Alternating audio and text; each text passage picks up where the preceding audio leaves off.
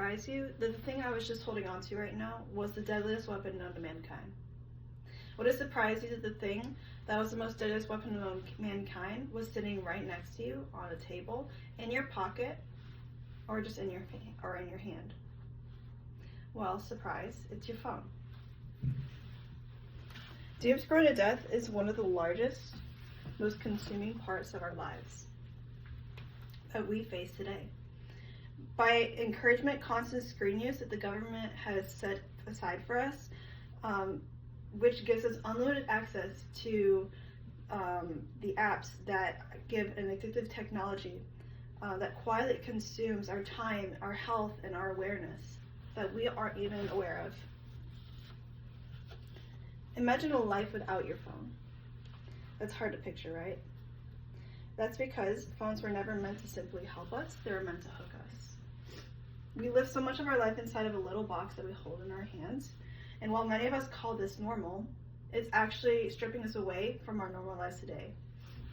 And it's carefully crafted to be an addiction for us. Now listen really closely, because this is fueled and reinforced by the government and they fail to regulate this for us.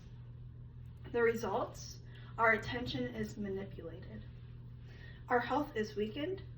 The ability to live meaningful, joy-filled lives is stripped away from us.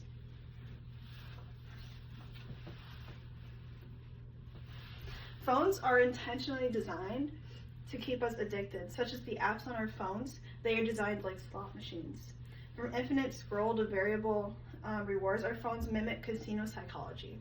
And what I mean by that, as Nur Eyal says in his book Indistractable, he explains there is a dopamine spike. When we anticipate the unknown, just like pulling a slot machine lever. For former tech insiders admit, this design is no accident. They created apps to exploit our needs for belonging, status, and for competence. Addiction damaged mental health. In an NIH study, excessive smartphone use is strongly linked to anxiety, depression, stress, poor sleep, and lower academic performance. Gen Z is most at risk. Who is Gen Z? Gen Z is you and me. In a Pew Research study by Sarah Esk, she states that nearly every U.S. teen is online daily and nearly says that they are online almost constantly. This fuels fear of missing out, which is FOMO, and social media burnout more than any other generation has ever experienced. Addiction to phones gives the government more control. Lack of regulation protects the profit that the government gets from this. And the U.S. law makes stalls bills on algorithm transparency, while Europe pushes ahead with stronger protections, which leaves Americans very vulnerable to this. Algorithm manipulates politics and the truth. Research done by Simple Science, written by Jinyun Ye, sorry if I botched that name, Luca Luciria, and Emilio Ferrara, states that algorithms amplify certain political messages while hiding other messages in that. They push the most engaging, not accurate content, fueling misinformation and polarization. Gen Z's attention is monetized in this. There are targeted ads, targeted data that collects. That data is then collected and turn our habits into a profit for the government. Brands deliberately chase Gen Z because of our high screen time. Yet, most Americans don't realize how much that data is collected or how little companies can be trusted with that information.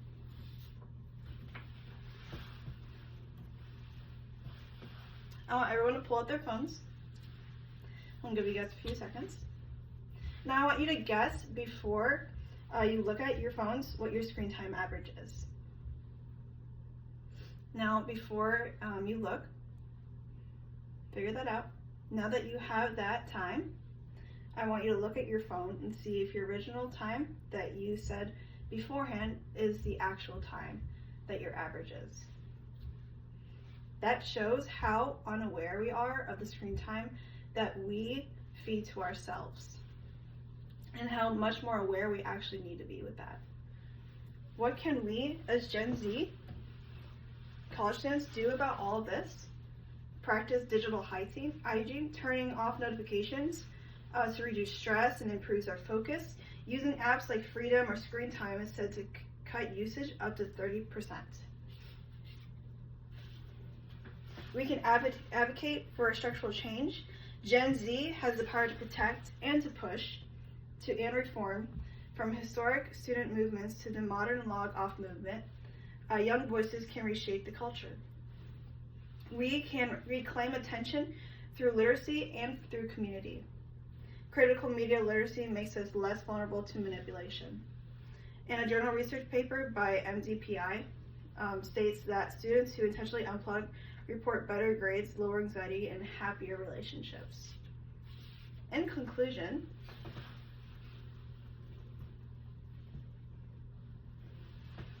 our addiction to the small box in our pockets isn't a matter of weak discipline, it's the result of deliberate engineering of the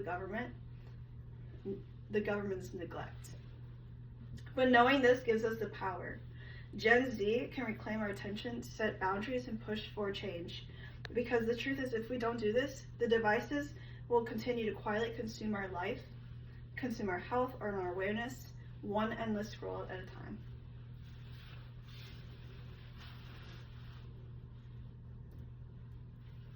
These are my works cited.